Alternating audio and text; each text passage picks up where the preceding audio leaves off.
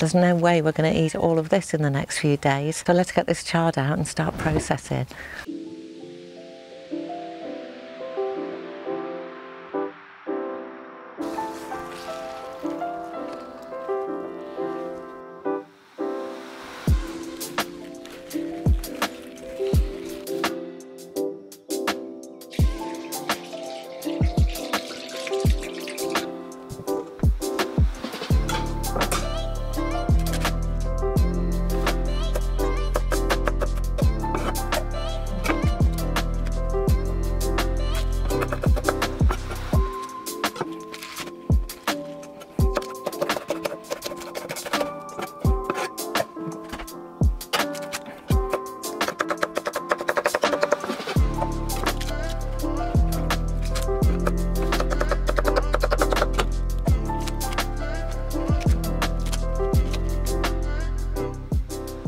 So these are the leaves of the chard, and we're going to dehydrate these to make an amazing green powder for smoothies and to slip it into soups or stews or various meals that you make. And these stalks are going to be blanched and frozen, and you can use these in sagaloo, you can use them to make summer quiches, and this pink one even keeps its colour, so it's amazing. That's pink passion chard.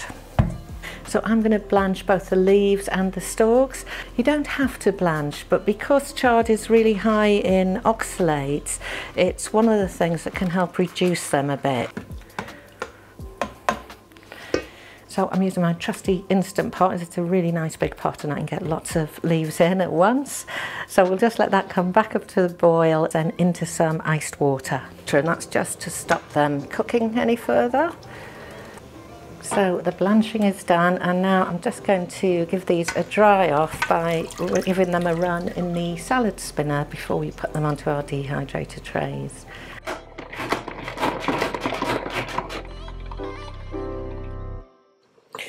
So those are now ready to go onto the dehydrating tray. So here is my new dehydrator, which I'm very excited about. This is the first time I've used it, so we'll see together how this works.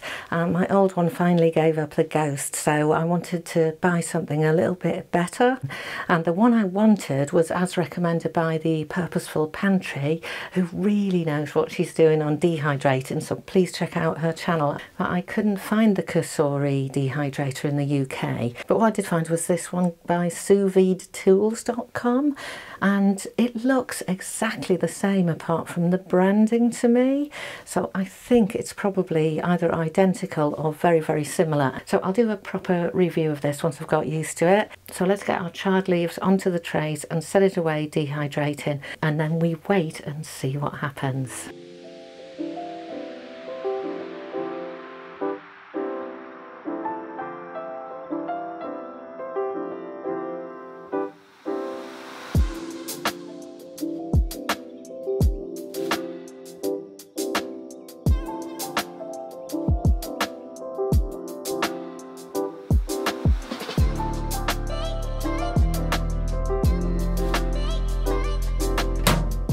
Press on the on-off.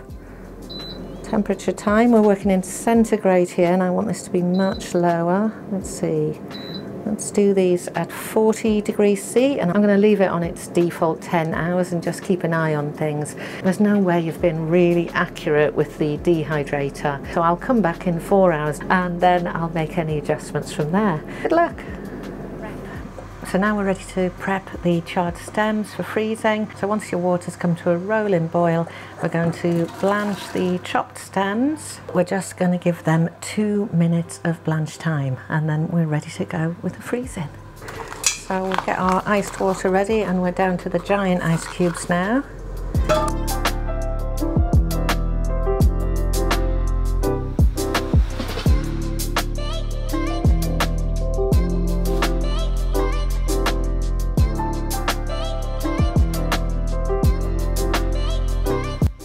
And now we will just give those a dry and a clean tea towel.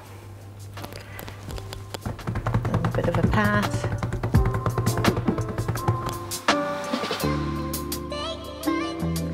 And all we need to do is to get all of those chard stems onto our freezing tray, and we're going to open freeze them. So we'll just spread them out and just get them roughly into a single layer, just about right here. And we're doing this because we don't want to end up with a big charred ice cube where they're all stuck together and it's impossible to separate them.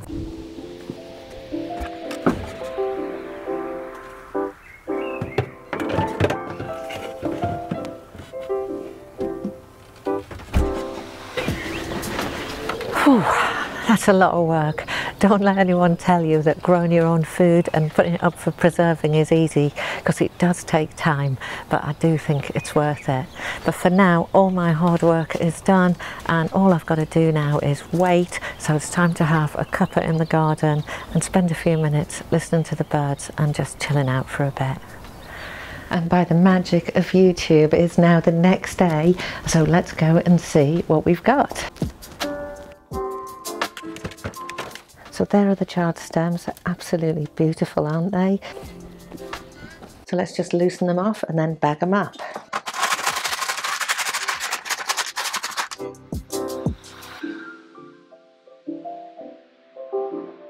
And there's our chard stems all processed. So let's get these back into the freezer and go and sort out the greens. So I've turned the dehydrator off. These took about 4.5 hours to get to that crunchy point. So let's take a look. Very, very happy with this dehydrator. The first run has been a great success. So here they are, and actually the greens haven't stuck to the trays at all. So these are super crunchy dry. Pretty sure they're fully dehydrated now, but what we're going to do is do the conditioning stage. So we've got these 3 jars now all packed up with the chard leaves. I'm pretty confident they're dehydrated, but it's really important to condition them just in case I'm wrong or it'll all go to waste. So to condition the greens, all we do is put these in a dark cupboard now and then give them a shake every day and have a look at the jar and see if you notice any signs of condensation. And if you see any condensation, any moisture at all inside there, it just means they need sticking back in the dehydrator for another hour or so, probably in this case, to make sure they're completely dry, complete the conditioning, and then your final step is to just blend this powder and you've got a super greens powder all of your very own. Now I'm not going to wait another week to get this conditioned and do the grinding, because I want to get this video up, because I know I'm not the only one with a chard glut that needs dealing with at the moment. So if you want to see that, take a look at this video which shows you the whole process all the way to powder, and I'll see you in the next one.